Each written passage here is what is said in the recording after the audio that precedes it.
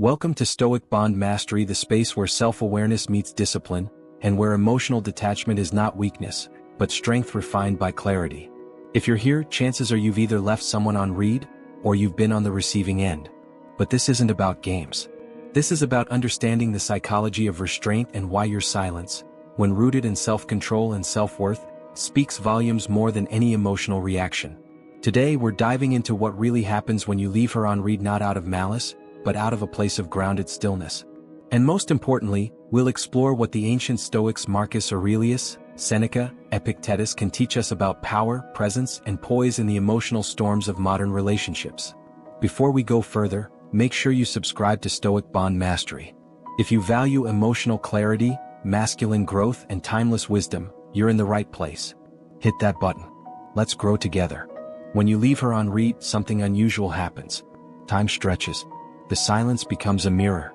And in that space, everything she assumed about your predictability begins to crack. Most people think silence is passive, that not responding is weak. But a man who chooses when to speak and, more importantly, when not to, has already separated himself from the masses. As Marcus Aurelius wrote, the best revenge is to be unlike him who performed the injustice. You don't react. You don't chase. You observe. And when she feels your absence, your power begins to echo. The first thing that truly happens when you leave her on read isn't a burst of anger. It's confusion. Subtle at first, but undeniable. You see, when someone has grown accustomed to your presence, your replies, your reactions, your emotional availability, even if it was never explicitly promised, the sudden absence of that presence feels like a rupture in the fabric of her emotional reality. She's no longer engaging with you in real time, but with an echo. And in that echo chamber, her thoughts begin to swirl. A woman who once relied on the rhythm of your engagement, even in the smallest ways, now finds herself in an unfamiliar space. A silence that doesn't feel empty, it feels alive. It breathes uncertainty. And when the mind encounters a void, especially in matters of the heart, it doesn't sit still. It starts searching for answers to questions that were never asked aloud. She replays your last conversation, examining your tone, your words, even your pauses. She wonders, was there a shift she missed? Did she say something wrong? Is there someone else now occupying the space she once held? But here's what's often misunderstood. The silence you've left her with is not merely a lack of response. It is the presence of tension. A type of invisible weight that unsettles more than an argument ever could. Because when you confront someone, they know where they stand. When you're silent, they stand on shifting ground. This is where the true psychological shift occurs. Silence in this context isn't passive, it's charged. It's a mirror that reflects back not just your withdrawal, but her own assumptions, insecurities, and unresolved expectations. Seneca once wrote, "It is not that we have a short time to live, but that we waste much of it." And there is no greater waste of life than engaging in explanations that will only be misunderstood, or in arguments that trade your peace for temporary closure. When you choose silence, it is not avoidance. It is a boundary. A signal that you no longer negotiate your energy at the cost of your emotional clarity. You are not engaging to control or to manipulate, but to reclaim your power from a conversation that no longer serves your peace. This is the kind of silence that speaks louder than words, and when rooted in self-discipline, it becomes not a rejection of her, but a return to yourself. As the minutes turn to hours, and the hours to days, the energy between you begins to recalibrate. That one unread message becomes a symbol. It's no longer about the content of the message, but what your silence communicates. You're not ghosting. You're not punishing. You're practicing self-command. Epictetus taught, it's not what happens to you but how you react to it that matters. By not reacting, you've positioned yourself above the chaos. She may reach out again, subtly liking a post, sending a meme, dropping a hey to test the waters. But that's not where your attention lies anymore. You are no longer bound to validation. Your energy has been reclaimed. The way a woman responds to your silence reveals far more about her emotional maturity than any words she may speak when emotions are high. Words can be dressed in charm, cloaked in reason, or masked by pretense. But silence, it strips away the performance. It forces the truth to rise. When you fall quiet, not out of spite, not out of manipulation, but out of intention, it becomes a mirror. And what she reflects back in that moment speaks volumes. Does she respect your need for space without demanding an explanation?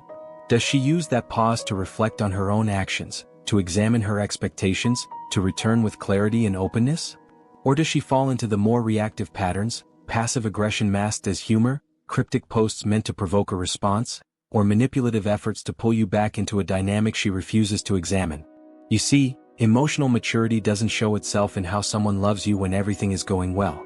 It shows in how they behave when they don't have access to you, when they can't control the outcome, when their attempts to re-establish emotional familiarity are met with your calm, grounded silence. And this silence, if held from a place of inner steadiness, not avoidance, becomes your most honest language. It says, I will not engage in chaos. I will not entertain confusion. I will not betray my peace just to prove a point or soothe someone else's discomfort. In truth, this is where many men stumble. Faced with emotional turbulence, they either retreat in fear or react in anger. They lose themselves in the heat of the moment, forgetting that mastery over others begins with mastery over the self. But the Stoic man, he does not flee, nor does he fight unnecessarily. He pauses. He breathes. He observes without rushing to judgment. He doesn't use silence as a weapon but as a shield. He chooses it because he knows the true weight of his words and the sacred value of his energy. As Marcus Aurelius once reminded us, you have power over your mind, not outside events. Realize this and you will find strength. That strength is not loud. It doesn't raise its voice. It doesn't chase. It doesn't cling. It simply stands still, rooted like an old tree in a storm. So when you offer a woman your silence, not as punishment but as protection for both hers and yours, how she responds will tell you everything you need to know. Was she truly ready for the depth of who you are? Or was she only ever drawn to the convenience of your availability? Because peace, when guarded with intention, will always reveal who was meant to stand with you and who was only meant to pass through. Sooner or later, the silence turns inward for her. That's when reflection begins. Nostalgia kicks in. Not necessarily for you but for the way you made her feel. She replays the warmth, the safety, the attention. She scrolls through old texts, reads them differently now. She sees what she dismissed or took for granted. Marcus Aurelius reminded himself often, you have power over your mind, not outside events. Realize this and you will find strength. You've reclaimed your mind by not rushing back to seek closure, validation, or false peace.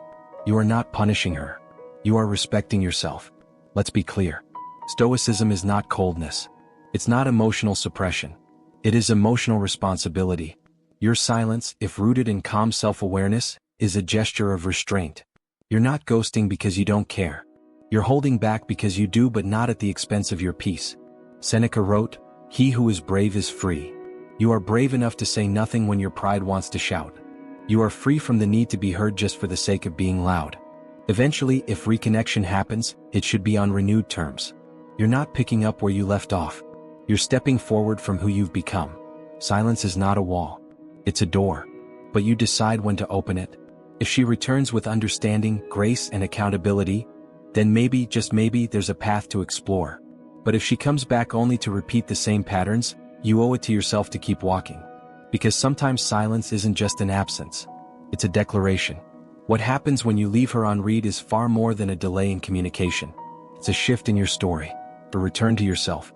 You are not cold for choosing distance. You are not cruel for honoring your peace. You are simply mastering the art of presence over performance. If this resonated with you, subscribe to Stoic Bond Mastery right now. For more Stoic wisdom, comment below, share your thoughts or your story. And remember, stillness is not silence. It's strength.